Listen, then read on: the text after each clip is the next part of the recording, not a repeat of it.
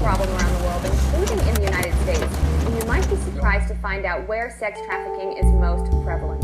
It's at the Super Bowl. Yesterday, while thousands of fans descended on New Orleans for food, fun, and football, pimps and sex traffickers peddled young women and girls. It is estimated that upwards of 100,000 sex workers will be in town for this week's Super Bowl. They are victims, whether it is 100 or 100,000. So why do large sporting events have such seedy underbellies? This really surprised me. Well, at the end of the day, a lot of it has to do with supply and demand. Yeah, the whole debate about whether or not this story is a hoax or trafficking is a hoax or all that, to me is ludicrous. So when the law enforcement, obviously they know that this is probably going on from times in the past, what do they look out for?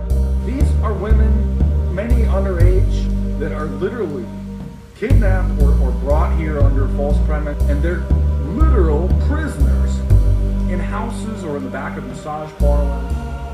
There were a couple arrests of human trafficking prostitutes. That's the underage arrests for prostitution. Why echelon has been used to catch sex traffickers? The government could probably launch some sort of an operation and save all of these women, 10 to 20,000.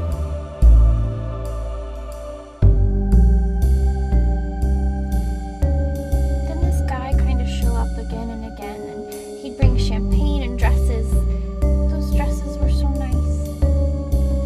They weren't anything like it was with Randy. He was gross.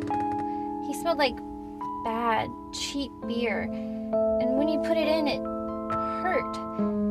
But whoever Hugo'd bring along was always so nice and sweet, and all he wanted me to do was kind of hurt him or go pee on him, and I wouldn't do that kind of thing. It was really funny. I laughed at him, but it wasn't funny to him, no. He'd get kind of mean if I didn't do what he wanted me to.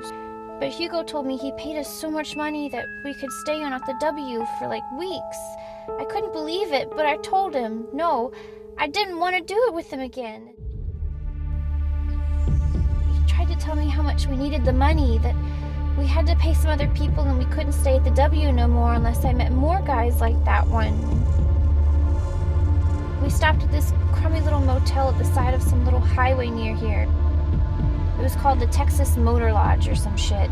Mexicans stayed there. And we was fighting then, and he wouldn't let up. He tore that dress right off of me and tossed me a pair of ripped up shorts I had from Oklahoma. He tossed them at me and he said, "You ain't good for nothing, you stupid whore, but you better not say anything to anybody about what you do for money." You see what I mean? You get it? You see, I don't care none about the sex stuff. I mean, you can do whatever you want with me. I guess you could bring your friends around after. Can we go back to the W? I liked that place. It has a real nice pool, and I liked walking down the hallways. They were real dark and they made me feel like I was in a Hollywood movie.